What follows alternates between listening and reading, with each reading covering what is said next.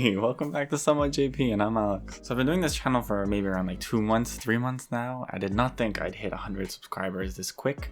So the main reason I started this channel was to kind of have a place for my passion for learning Japanese, and it's been really great so far. I've been able to meet so many new people and kind of share different experiences, learn a lot of new vocabulary and expressions, and just a lot about other people. It's been really fun for me.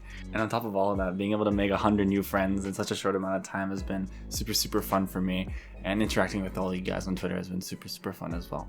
And seeing the great reception on my last video about how I learned Japanese, it's been really motivating for me to keep going. And it seems like it motivated you guys in some ways to continue studying, which is really just all I wanted to do. So for this video, I wanted to kind of just do a channel update video on what you should expect going forward from this channel. And afterwards, I'm going to do a quick Q&A on some questions I got recently.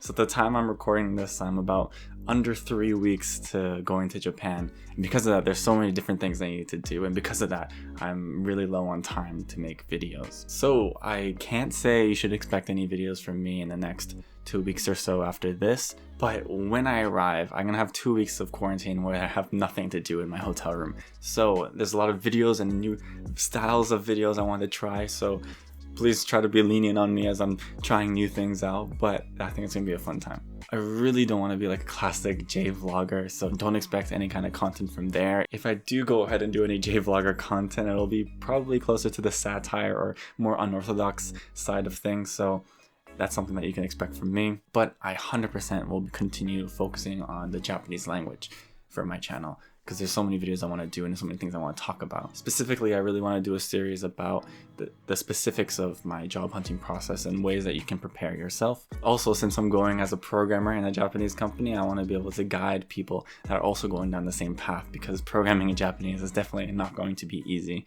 So hopefully I can give some value there as well. I also have a bunch of friends that are super funny that I'm going to be seeing again for the first time in a while in Tokyo.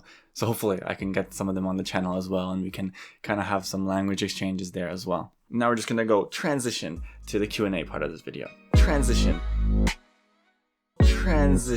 So I put out a tweet earlier on Twitter this week, and I got a couple of questions from one of my good friends. So let's get started. What was your original goal in wanting to learn Japanese? So actually, when I first started learning Japanese, my goal wasn't to go work in Japan, but my goal was to work in the game industry. So I've had some experience now, and going through that, I kind of wanted to expand to going to Japan.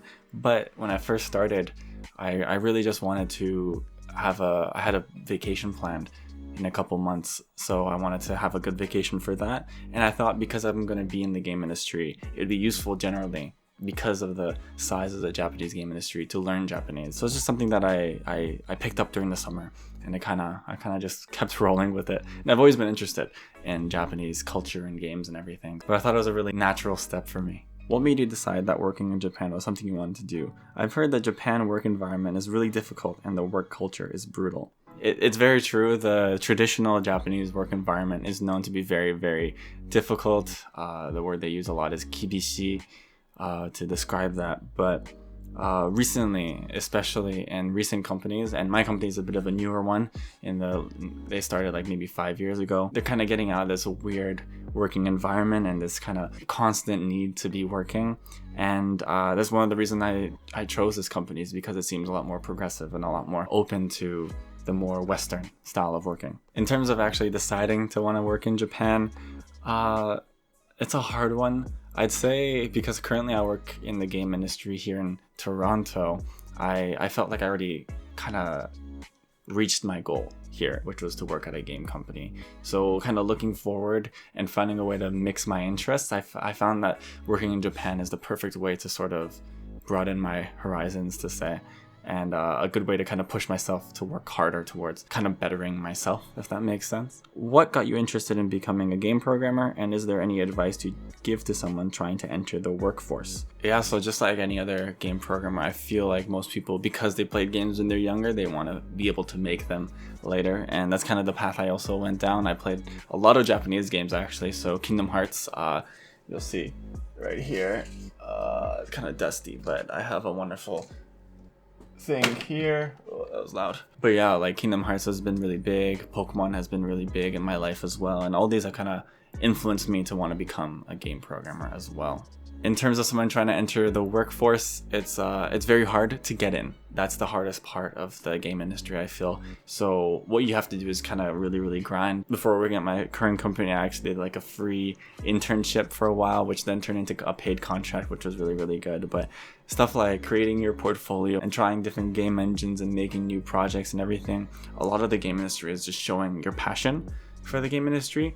And showing that you don't only care about the game industry, actually, because a lot of people recently that I've seen get hired has stuff like drama or something on their resume, and it kind of put them ahead of other people that they were looking at. I'd really just recommend, if you want to go into the game industry, make sure you have a passion for it and create projects that kind of merge all your passions in one, right? So one of my first game projects was actually 3D Snake, and the reason I chose to make this was because before I used to make Snake in like every language I would learn, or every first project for something in like high school or something like that. So I decided I was going to learn the Unity game engine, and I decided to make Snake, and that was super fun. It combined stuff that I was already really passionate about and made the whole experience better. And once I was talking about it to people like, you know, like recruiters or something like that, they saw that, you know, and I feel like that helped me a lot.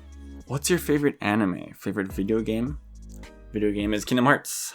Anime. What is my favorite anime? It's really hard to choose a favorite anime, but if I had to choose, it'd be Your Lie in April, because I really like things that make me cry.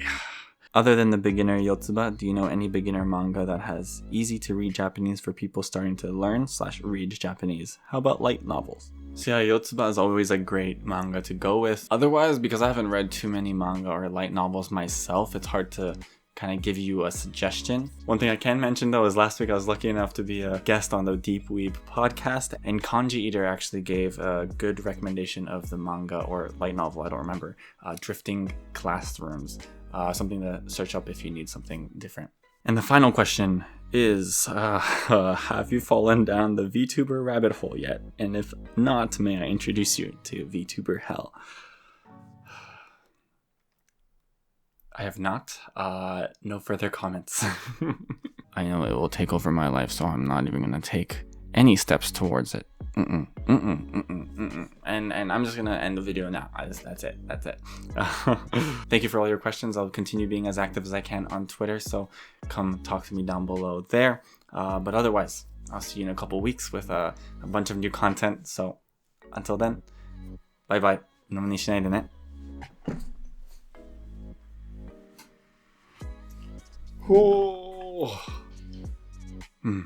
I'm happy this one won't have as much crazy editing. I'm really happy about that, honestly.